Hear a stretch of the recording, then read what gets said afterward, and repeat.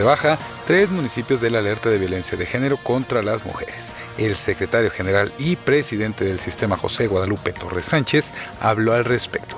Desde el 21 de junio del 2017, cuando la Secretaría de Gobernación, a través de la CONAVIG, declaró la alerta de violencia de género en 6 municipios de nuestro estado, no fue sino hasta esta administración en donde se han realizado esfuerzos interinstitucionales para enfrentar y erradicar ese flagelo inaceptable. Recordar que en un inicio se dio esta alerta para los municipios de San Luis Potosí, Soledad de Graciano Sánchez, Ciudad Valles, Matehuala, Tamazunchale y Tamuín.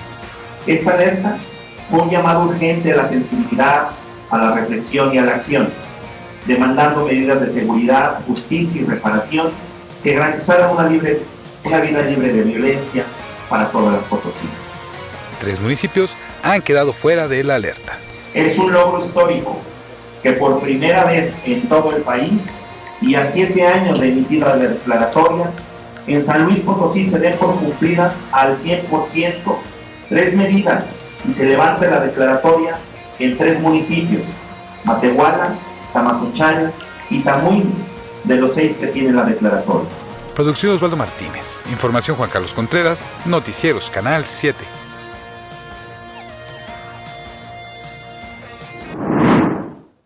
Le decía hace un instante que no era tiempo de cambiar a Canal 7. Inicia Código 7 y estaremos abordando un tema trascendente, un tema que no podemos soltar en nuestro San Luis Potosí, algo que ha generado alarma, algo que ha dado muchísimo de qué hablar, porque se ha cuestionado la decisión de levantar esta alerta de violencia, de retirar esta alerta de violencia de género en 3 municipios, obedece a es algo objetivo, es algo justificado, se cumplieron realmente lo que se tenía previsto. Nosotros vamos a tener todas las respuestas al respecto y señalamientos como hacemos en cada emisión especial en esta noche de jueves. Agradecemos a quienes nos sintonizan en las 4 regiones de nuestro San Luis Potosí, a quienes están al tanto de las redes sociales, ingresan a la plataforma www.canal7slp.tv y es un honor presentar al panel de esta noche, quienes se han tomado un momento durante este jueves para orientarnos también en ese tema.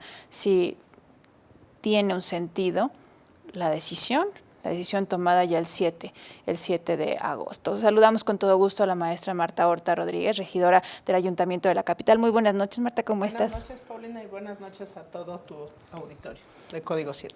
Claro que sí, muchas gracias. Y también saludamos con todo gusto a la doctora Urenda Queletzú Navarro Sánchez, abogada general de la Universidad Autónoma de San Luis Potosí. Muchísimas gracias por estar esta noche con nosotros. Buenas noches, Paulina, y buenas noches al auditorio. Un gusto estar aquí.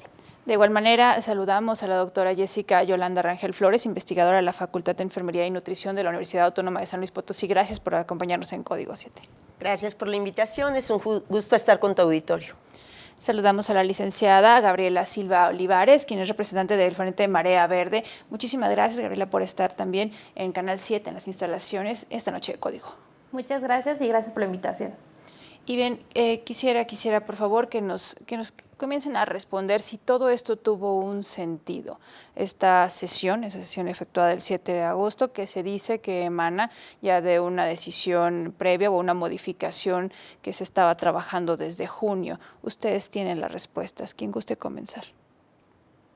Quisiera a lo mejor creo que hacer como una retrospectiva que me parece que siempre es necesaria en estos casos porque permite tener una perspectiva histórica de cómo se fue dando el proceso de solicitud de la declaratoria y concretamente la decisión que habría que decir de manera muy puntual que se trata de una decisión política, no de una decisión que esté basada en criterios objetivos y lo voy a decir por qué.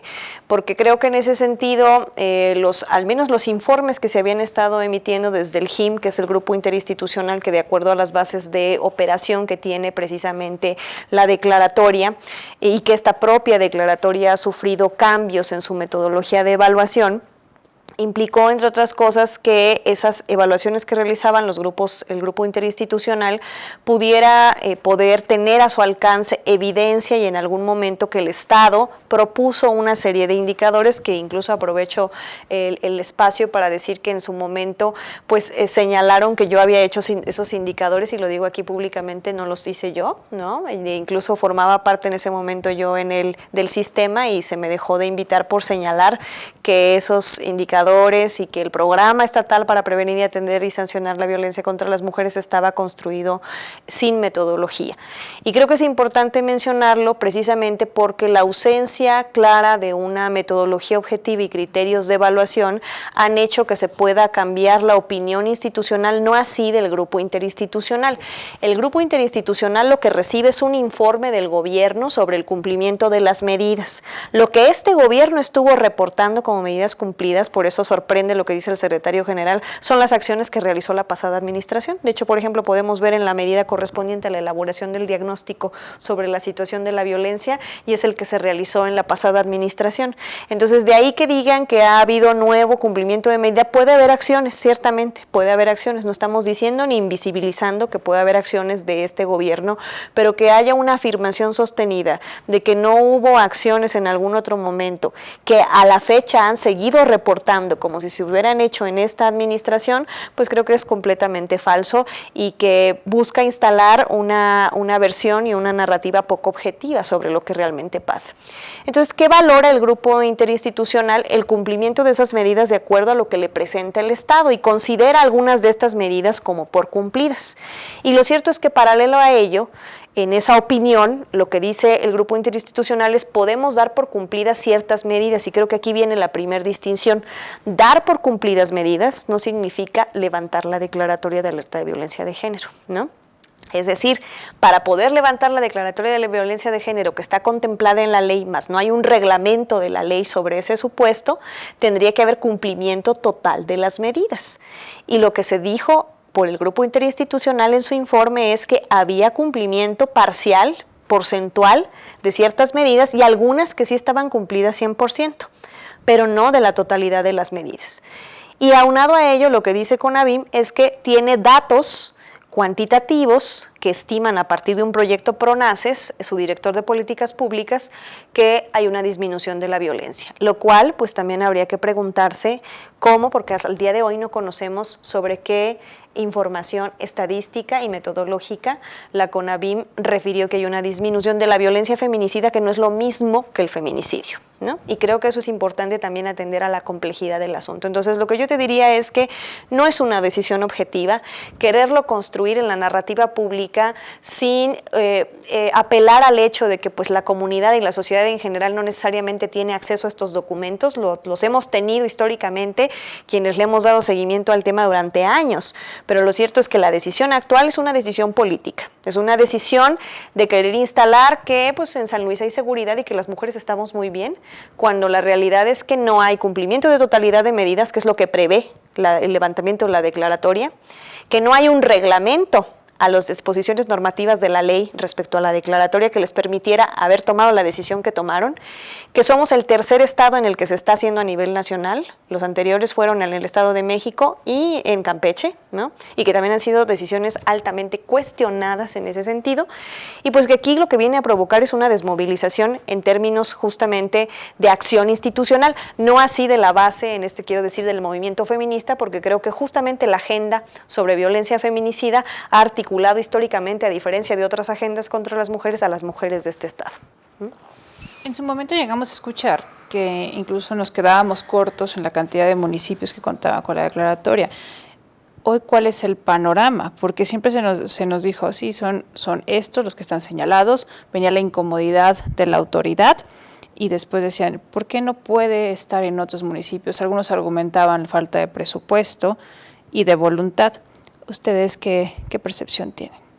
Mira, creo que un punto muy importante que estás tocando tiene que ver con las características de los contextos.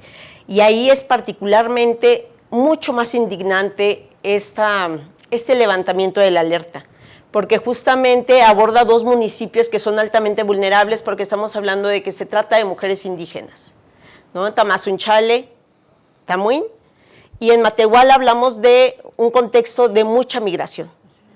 Entonces, hablamos de mujeres que enfrentan condiciones estructurales sumamente adversas y en las que no solamente existe la violencia feminicida, está documentado que existen otros tipos de violencia e incluso, por ejemplo, que se muestran niveles muy altos de violencia obstétrica. Entonces, cuando hablamos de las medidas que se llevaron a cabo para combatir la violencia, necesitaríamos estar observando los diferentes tipos de violencia, no nada más con base a las estadísticas de feminicidio, porque sabemos, y eso también está documentado en muchísimas investigaciones, que muchos de los asesinatos de mujeres no se clasifican como feminicidios, no porque no lo sean, ¿no? Muchas veces incluso hay suicidios de mujeres que son orilladas a quitarse la vida por los niveles de violencia que viven. Entonces, hacen falta, yo diría que el gran tema en todo esto tiene que ver con la falta de transparencia y hacer las cosas de una manera sumamente discreta, oculta. Cuando se declara la alerta de violencia de género, participan muchísimo las organizaciones de la sociedad civil y la población en general. Resulta que cuando deciden levantarse no son convocadas estas mismas organizaciones ni la población en general y se toma de manera arbitraria esta decisión como si no hubiésemos estado participando de forma activa en todos estos años. Entonces me parece que eso es una ofensa para la sociedad en general y particularmente para los movimientos feministas y las organizaciones de la sociedad civil que han estado haciendo mucha chamba, incluso a veces de manera gratuita, para el gobierno, para documentar y para llenar esos vacíos, porque nunca hubo presupuesto suficiente. Y ahora pensemos, ¿esta decisión es reversible? ¿Hay forma de darle un empuje? Gaby. De hecho, creo que me voy a abordar un poco en el posicionamiento que se hace impulsado por el Frente Marea Verde, pero creo que es importante complementar a las compañeras, porque sí, o sea, justo este tema de feminicidio y de levantamiento territorial, que creo que es importante hacer la diferencia entre un levantamiento de medidas y otro levantamiento territorial como es el que estamos discutiendo ahorita, nace justo desde la opacidad, como dice también la doctora, en el sentido de que no fue avisado a organizaciones civiles, que hubo una desinformación entre que se iban en el GIM, por ejemplo, que hubo un levantamiento de medidas, pero no un levantamiento territorial hasta ese día que se anuncia, que creo que también es importante mencionarlo. Y ahí es donde activamos como muchas compañeras desde asociaciones civiles, colectivas, periodistas y defensoras de derechos humanos, que ahorita llevamos más de 96 a nivel nacional, a nivel local y territorial, también de las comunidades que fueron levantadas la alerta, en donde, exacto, se solicita que se retire y se retracte la decisión de levantamiento, que sí se puede hacer. Como comenta también la doctora Brenda, no hay un reglamento en el cual te indique el proceso, por ejemplo, de levantamiento como en caso del retracto, pero creo que más bien es apelar a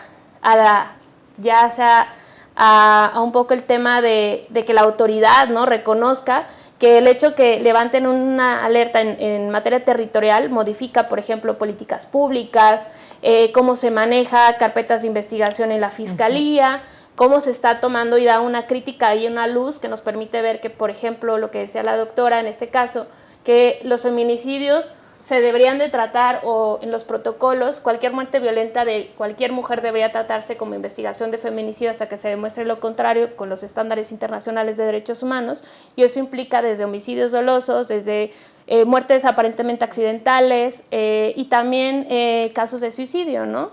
Y también una de las cosas que también comentamos es en Matehuala, por ejemplo, hay mucho tema de desaparición forzada, como en otros municipios, y que no se toma en cuenta que hay familias, que de hecho hay un caso ahorita en Matehuala y en los territorios levantados en donde entra, ¿no?, un personal, no sé si aquí no quiero errar, si de la Guardia Nacional o de la Sedena, en donde está involucrado y solamente se categoriza como desaparición forzada, y la familia pide también el tema de feminicidio, ¿no?, que se clasifique de esta forma la investigación. Y entonces ahí las consecuencias del levantamiento de la alerta también implica que entonces no podamos, por ejemplo, tener una búsqueda de la justicia acorde a derechos humanos, que las familias no tengan la verdad y no tengan una reparación integral, que es lo cual se merecen por lo menos, y que el Estado ya se ve un tema de indolencia, y como comentaba también las doctoras, es el tema de en qué punto se refleja el interés político y en qué punto se refleja el interés de los derechos humanos hacia todas las mujeres, no nada más en contextos de violencia, sino a nivel estatal, ¿no?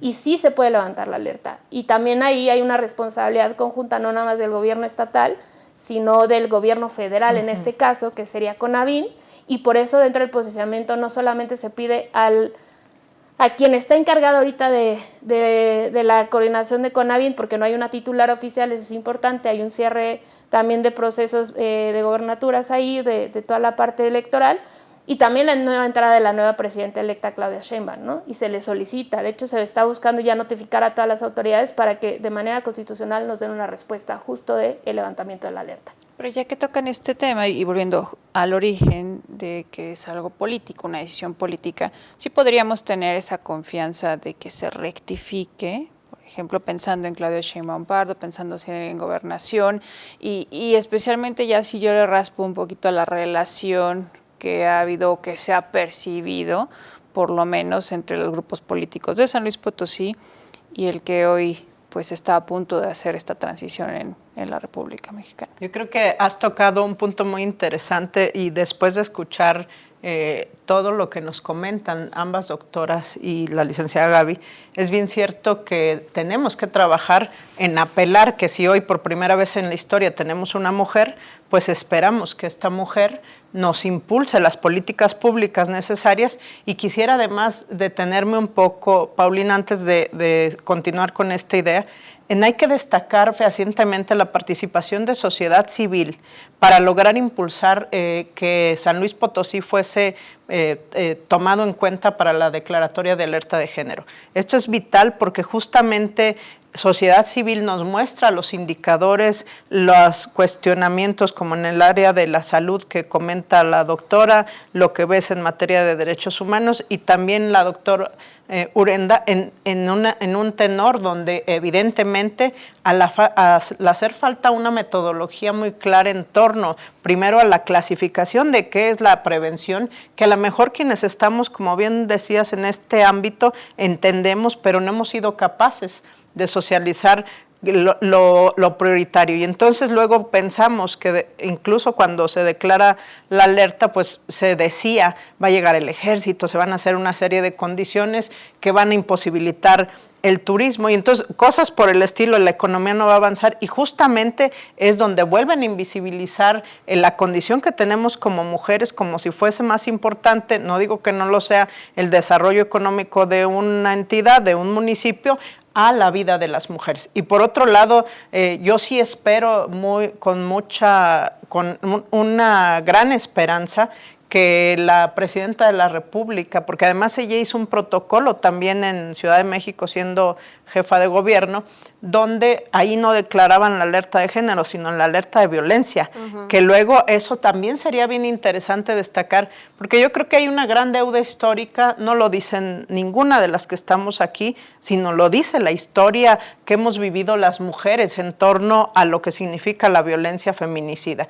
Y es bien cierto también que vale la pena destacar lo que decía la doctora Jessica. Muchas mujeres pareciera que no son víctimas de feminicidio, pero que hay que recordar que la violencia puede llegar a la morbilidad, la violencia emocional, por ejemplo, derivar en un suicidio. O la otra cuestión, las conductas que luego las llevan a tener problemas donde su vida corre riesgo por la dinámica que se genera alrededor. Yo creo que hoy por hoy lo que tenemos que pugnar es por una gran voluntad política, no solo de las mujeres, porque aquí es bien importante decir que si bien es cierto tendremos una presidenta mujer, también es cierto que hay un colectivo de muchos hombres y muchas mujeres que siguen teniendo esta idea de no impulsar las políticas públicas en materia de prevención, atención, sanción y erradicación, porque aquí hay que destacar algún tema bien interesante. Nuestra aspiración sigue siendo la erradicación en todos los ámbitos, en todos los municipios.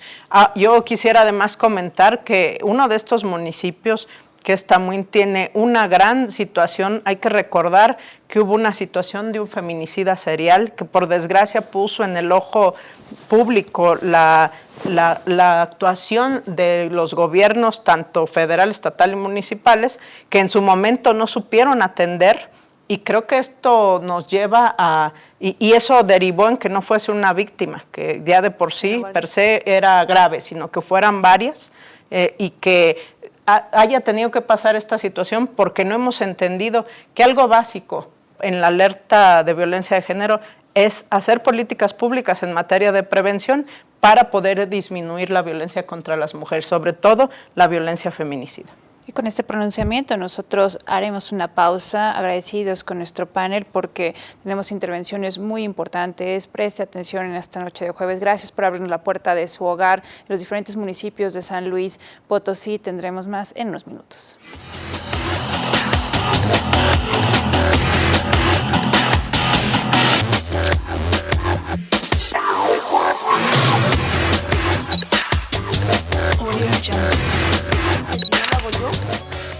Nadie lo va a hacer. Las autoridades nada más están calentando el asiento para recibir su sueldo. La verdad, no buscan. Forzosamente, yo soy la interesada, yo soy la que tengo que buscar. No, si yo no hubiera buscado a mi hija, yo jamás la hubiera encontrado, porque el expediente de mi hija ya estaba archivado. Me decían, señora, ya le hemos hablado de 1000 formas. ¿Usted no entiende? Que cuando tengamos algo relacionado a su hija, le vamos a llamar. ¿Y qué quieren? ¿Que me siente en mi casa a esperarlos? Iba a encontrar a su príncipe azul, que la iba a cuidar, que la iba a amar. Y entre el cubrir esa necesidad o el cubrir ese sueño, se topó con malas personas y pues esa persona la mató. Yo no se lo voy a decir. Aquí quien va a tener que hablar a fin de cuentas, pues van a ser ellos. Porque creo que no tendría yo el corazón para decirle qué fue lo que pasó en realidad con su mamá.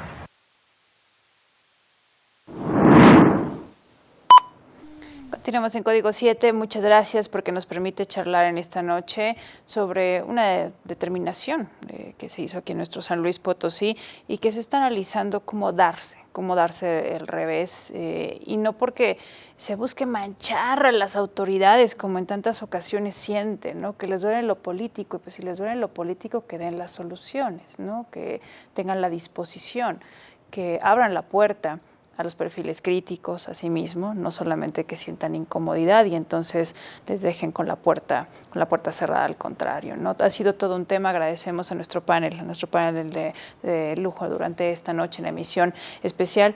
Y lo que pasa es que autoridades estatales también decían, bueno, pero los municipios en los cuales se aplicaría este retiro de la alerta todavía puede haber un cambio si no cumplen con ciertas determinaciones. ¿Nosotros nos consolamos con eso, con que nos digan que deben cumplir con ciertas medidas?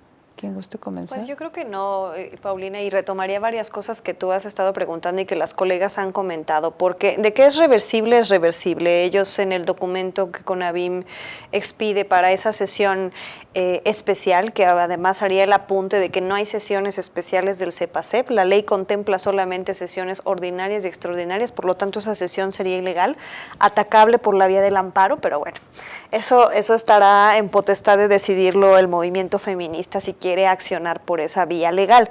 Lo digo porque formalmente no cumple con requisitos legales, por más de que se quiera decir. Pero lo cierto es que esa decisión, y que creo que es importante en términos de quitarla o no, en función de cumplimiento, también nos tendría que llevar a cuestionarnos dónde está el presupuesto de los municipios. Es decir, hay una exigibilidad a los municipios de que cumplan medidas cuando no se les apoya con lo mínimo, cuando se les condicionan las aportaciones del ramo 33 y ramo 28, que son por ley presupuestal, pero de todas maneras se les condicionan, cuando muchos de estos municipios no tienen instancia de las mujeres, por ejemplo, cuando está, aunque se diga en los informes que hay centros de desarrollo comunitario y que hay unidades de atención, ¿en qué condiciones las tienen? Si le vamos y le preguntamos a las compañeras de este municipio cómo están trabajando, incluso las desplazaron de los locales en los que anteriormente estaban rentados. Las condiciones laborales en las que están estas mujeres atendiendo a nivel municipal son sumamente precarias. Entonces, si nos vamos a lo fino, que se arguye en el cumplimiento de las medidas, pues hay un tema también de fondo sobre la transparencia del uso presupuestal de los recursos. Muchas de las medidas que informaron en esta administración que fueron cumplidas son acciones que están comprometidas en otros programas federales como el FOBAM o el MUCPAS, por ejemplo. Y eso, quienes estamos en ese rubro, sabemos perfectamente que no son acciones que vayan encaminadas al cumplimiento de la declaratoria, sino que son metas de carácter federal. ¿sí? Y que se reportaron como acciones dentro de la declaratoria de alerta de violencia de género.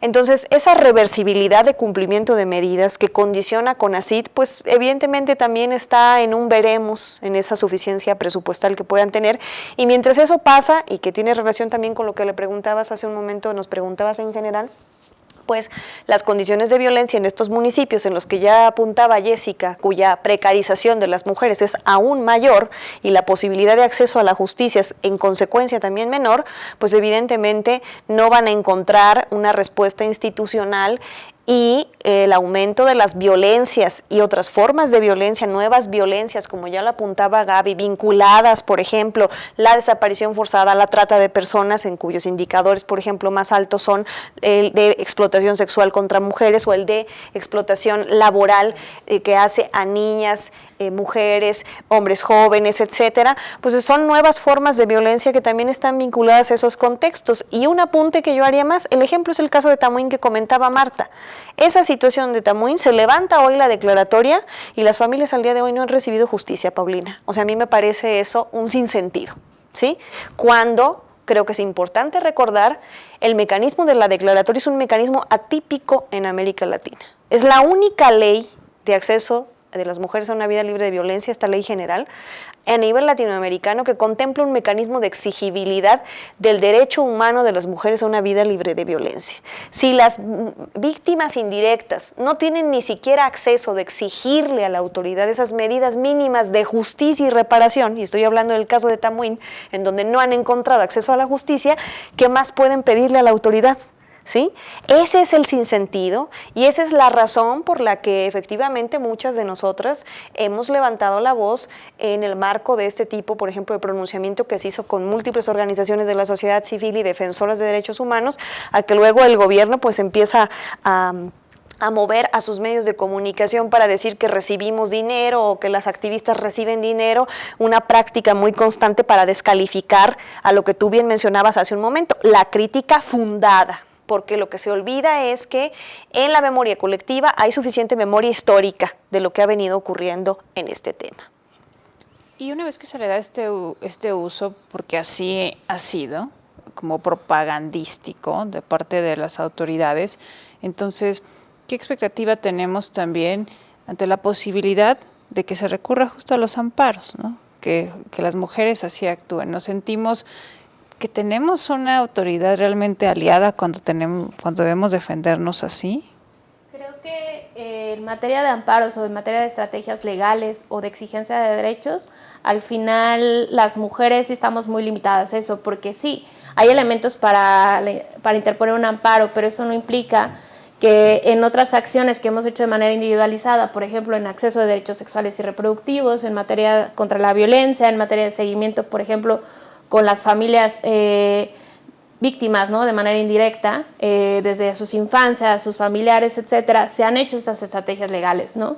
Tristemente no podemos asegurar que esa estrategia, aunque se haga, sea como la más efectiva, más bien tiene que hacer una serie de estrategias colectivas, que era lo que tú comentabas de no estamos buscando una relación con el gobierno federal, con el gobierno local, por ejemplo, con el diálogo rector, que es con el Instituto de las Mujeres, con las instancias de las mujeres municipales, sino al final las colectivas y organizaciones y defensoras y periodistas lo que buscan es entrar en estos diálogos para que, aún así teniendo estas herramientas legales como lo que es el amparo y jurídicas, al final se logre de manera materializar la defensa y la erradicación de los derechos de las mujeres, ¿no? El tema aquí es un poco que estamos teniendo el cierre total del diálogo, porque de hecho, por ejemplo, el JIM, no hay una representación completa de la sociedad civil y la única representante ha solicitado que se abra la convocatoria y justo no la han abierto y hacen el levantamiento, ¿no? Entonces también es esa crítica de hasta qué grado nos dejan entrar en los consejos consultivos, por ejemplo, y nos hacen caso en las solicitudes de información, en los comités multidisciplinarios, aunque tengan representación de la sociedad civil, hasta qué grado nos dejas proponer, interactuar, criticar, y no es una crítica negativa, sino a partir de una construcción de mejoras en las políticas públicas, en las acciones. Y claro, o sea, si es necesario y se hace de manera colectiva, se buscará estas estrategias jurídicas como el amparo y se va a poder hacer, como lo comenta la doctora, hay elementos. pero ¿qué más nos agradaría que fuera desde un espacio de diálogo? Y nosotros no buscamos en señalar errores, sino en buscar acciones, ¿no? Y buscar acciones desde una colectividad, también desde el gobernador un poco, desde esta política rectora del Ejecutivo, decir, hey, podemos retroceder un poco y analizar y ver más allá desde una agenda pública o una agenda política electoral, sino más bien ver a las mujeres. Y creo que no hay que perder de cuenta, y lo hemos dicho, se basan en informes, se basan en estadísticas, pero son vidas de mujeres, así es, son familiares impactados, o sea, son víctimas indirectas, que justo el mecanismo las protege, ¿no? No nada más protege a las mujeres que han sido víctimas, sino a sus familiares como víctimas indirectas, como tal se dice, ¿no? Y el hecho de levantar de manera territorial los dejas en una completa indefensión, ¿no? Y no solamente eso, hay muchas metodologías mixtas, cualitativas y cuantitativas que han hecho mujeres y colectivas investigadoras en donde han visto que las políticas públicas con enfoque de perspectiva de género, con enfoque de derechos humanos, ayudan al crecimiento económico, estructural, social y comunitario de los territorios en violencia. Entonces, no es un trabajo que buscamos hacerlo solas, es un trabajo que buscamos hacerlo conjuntas. Pero eso no significa que en el momento que veamos que hay este tipo de acciones nos vamos a silenciar, ¿no? Sino todo lo contrario, lo vamos a señalar, ¿no? Este es un tema muy importante también que se está abordando. Yo me pregunto, ¿qué pasa? ¿Qué pasa cuando el presupuesto, pues, supongo, deja de aplicarse? No es como que entonces se reparta en el resto de los municipios que aún cuentan con la alerta. Yo voy a dejar esta pregunta un momento, haremos una pausa, agradecemos a quienes se encuentran en la señal de Canal 7, a través de Código 7, mantenemos esta charla que es muy, muy importante. Usted reflexione en casa, también todos sus comentarios serán recibidos en nuestro buzón. Estamos interesados en lo que ustedes sienten, lo que viven en sus municipios, lo que está pasando en las 4 regiones de San Luis Potosí. Volvemos.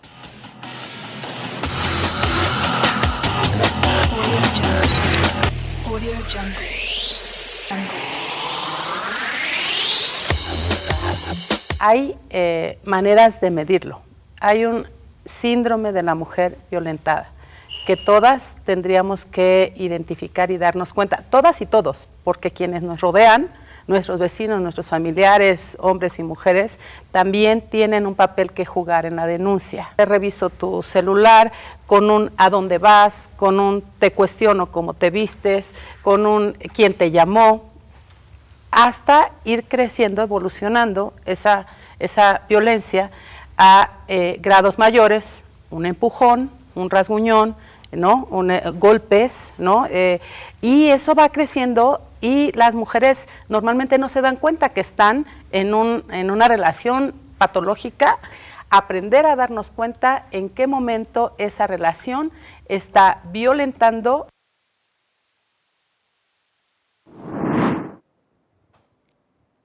Estamos de vuelta en Código 7 y en el bloque previo tenía esta duda. ¿Qué pasará entonces con el presupuesto, ¿no? Ese que tanto se pelean las autoridades para obras y proyectos faraónicos, ¿no?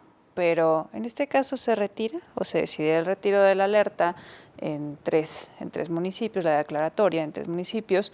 ¿Y qué pasará con el dinero, Marta Horta? Mira, yo creo que acabas de decir algo bien importante y voy a retomar un poco lo que decían las compañeras.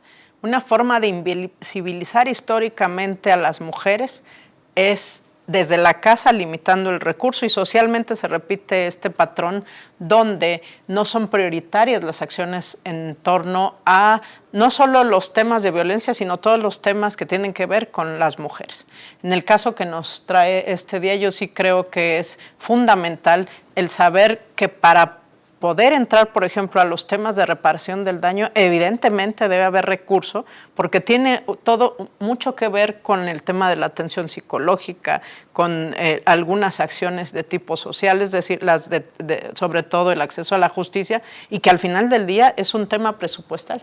Yo creo que aquí se tiene que visibilizar varias cosas. Por ejemplo, ha sido una constante en estos últimos años que los recursos etiquetados para la prevención, la sanción, la la atención de la violencia y obviamente buscar la erradicación de la violencia contra las mujeres, hoy los hemos visto disminuidos.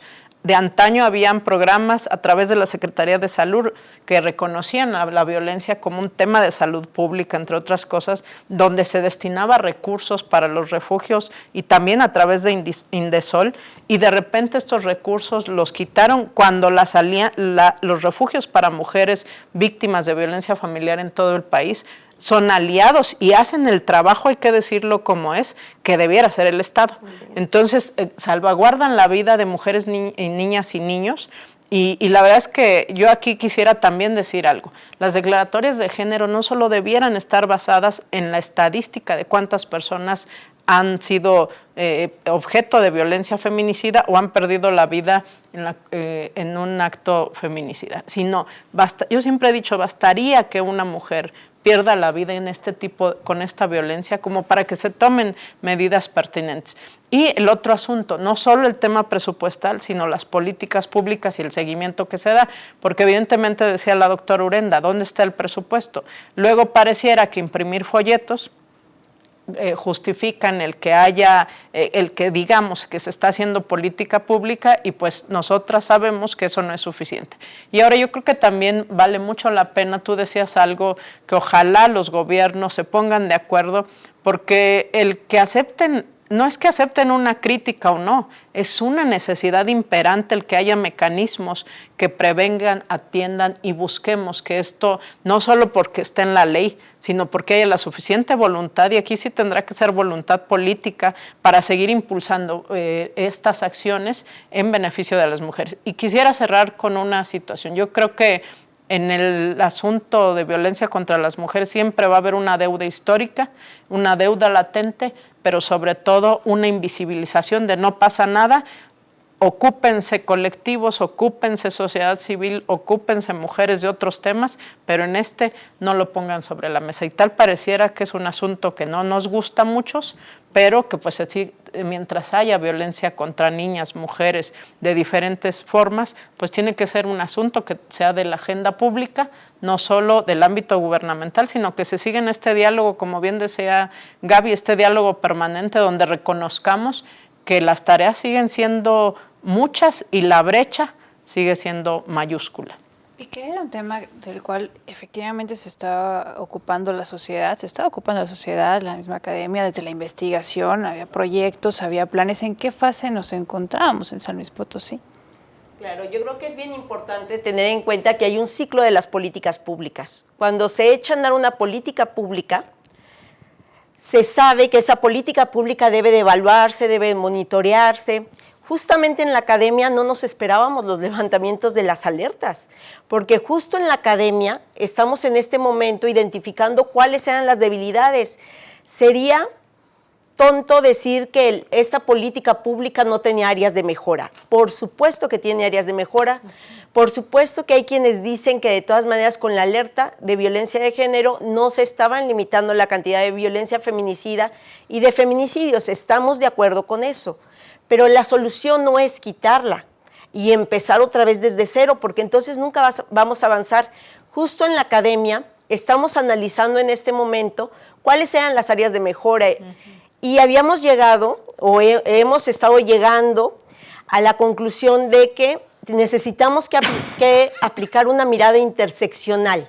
Es decir, la alerta de violencia de género no se puede aplicar igual en las mujeres indígenas que en las mujeres urbanas, en las niñas que en las mujeres adultas, en las mujeres con discapacidad que en las mujeres sanas. O sea, eso es absolutamente, pues, fantasioso. Tenemos realidades distintas y resulta que por la categoría de mujer pensamos que todas las mujeres enfrentamos las mismas condiciones frente a la violencia. Entonces, justo desde la academia en este momento estábamos diciendo que es necesario meter otras categorías de análisis. Y de repente nos dicen que ya se están levantando las alertas de violencia. Y entonces todo el trabajo que se ha realizado de la academia, todo el trabajo de investigación que se ha estado realizando, se echa en el bote de la basura. Y ahí hay presupuesto también, porque son proyectos financiados incluso por organismos internacionales, porque a nivel federal también se han recortado los presupuestos para investigar en materia de violencia contra las mujeres. Entonces, pues resulta que hemos estado trabajando y por intereses políticos, ¿no?, sumamente violentos, a los que no les importa poner al centro la dignidad y la vida de las mujeres, pues todo este tiempo de investigación, todo este presupuesto, todo este recurso internacional, pues se va a la basura. Entonces creo que ahí tendríamos que ser un poquito más sensibles a la realidad de qué es lo que están generando las investigaciones y no movernos desde el ego político para decir que ya hay seguridad. Y de esta manera nosotros haremos un corte más aquí en Código 7, tendremos ya más temas, estamos a punto de pasar a nuestro bloque de conclusiones, le pedimos que ustedes también analicen todo lo que hemos compartido en este espacio. Antes de hacer una pausa, habrá otra pequeña cápsula.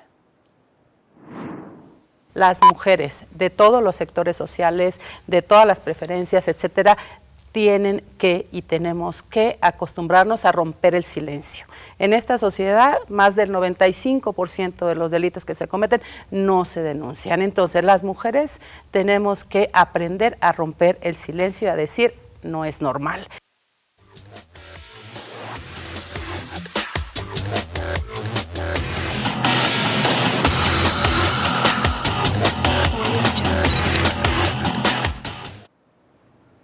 Estamos a punto de cerrar Código 7, muchas gracias porque nos permite llevar los temas más importantes y no solamente, como en algunas ocasiones de la emisión especial hablamos de los temas más importantes de la semana, no, este es un tema que no escapa de la agenda en San Luis Potosí y que tampoco tiene por qué en Canal 7 a través de Código 7. Agradecidos seguimos con nuestro panel y vamos a la parte de las conclusiones. Iniciamos con la maestra Marta Horta Rodríguez, regidora del Ayuntamiento Capitalino en Código 7. Muchas gracias, Pau. Yo creo que yo quiero felicitar a Código 7 por poner en esta oportunidad a las mujeres, porque las que estamos aquí sentadas hablamos desde la oportunidad y el privilegio de poder manifestar lo que están sintiendo muchas que hoy se sienten vulneradas, muchas mujeres, muchas personas que, como bien decía la doctora Urenda, tienen esa deuda, el Estado tiene esa deuda para la reparación del daño y la justicia. Yo creo que esto es vital. Hay que recordar que para las mujeres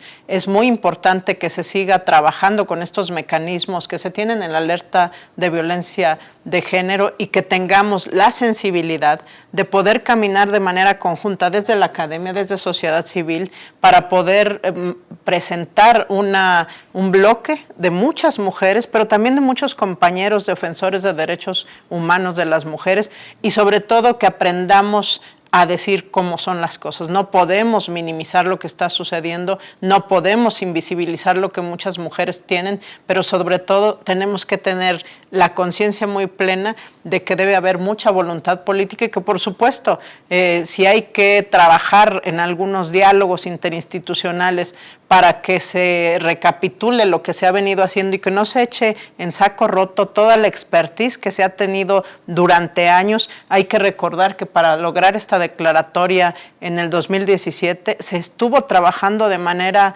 muy puntual en diferentes ámbitos sectoriales. Entonces yo creo que hoy por hoy estos espacios de reflexión ojalá se repliquen, ojalá en otros momentos para poder seguir insistiendo en que debemos seguir trabajando en lo que tiene que ver con la erradicación de la violencia contra las mujeres. Muchísimas gracias. Vamos a las conclusiones en Código 7 con la doctora Urenda Cletsu Navarro Sánchez, abogada general de la Universidad Autónoma de San Luis Potosí. Gracias, Paulina, y al auditorio y a las colegas, porque las reflexiones sin duda son muy importantes. Creo que yo apuntaría en la necesidad de recordar que los mecanismos contemplados en la Declaratoria de Alerta de Violencia de Género son mecanismos de carácter emergente. Esto significa que el Estado tiene una obligación contemplada en la ley, concretamente en la Ley de Acceso de las Mujeres a una Vida Libre de Violencia del Estado de San Luis Potosí y en la Ley para la Igualdad, y que las acciones emergentes tienen que caminar del lado de esas otras acciones que son obligatorias.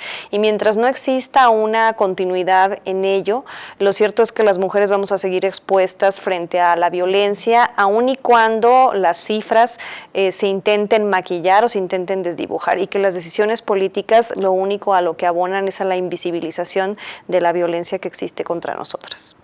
Muchísimas gracias. Y continuamos en las conclusiones de Código 7 con la doctora Jessica Yolanda Rangel Flores, quien es investigadora en la Universidad Autónoma de San Luis Potosí en la Facultad de Enfermería y Nutrición. Conclusiones en Código 7.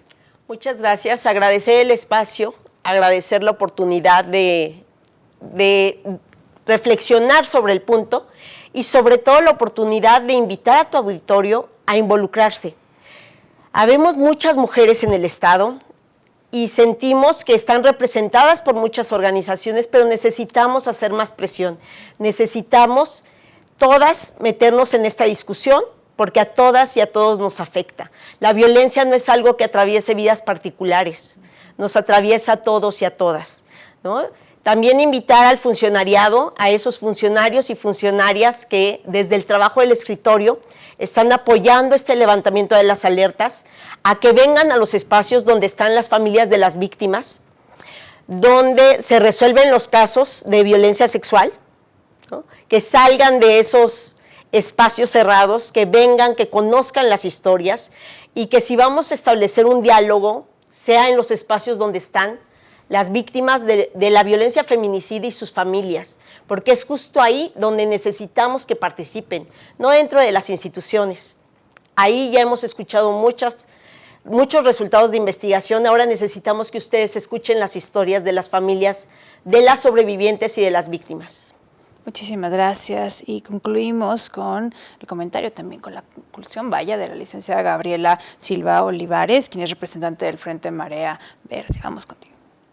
Pues gracias a las compañeras también que nos han invitado a invitar al espacio, pero sobre todo invitar a las diferentes personas que nos escuchan hoy y nos ven a no nada más también involucrarse, sino también informarse de la situación de la violencia, de los contextos de violencia que ven las mujeres, a los aliados a sumarse, acompañarnos en esta lucha y sobre todo a las autoridades que fueron las que levantaron la alerta en los 3 territorios a retractarse. ¿Por qué? Porque la alerta no se va y la alerta va a seguir continuando desde los contextos de violencia. Las mujeres siguen viviendo, las víctimas siguen viviendo y las víctimas indirectas, la falta de justicia, la falta de verdad y la falta de reparación.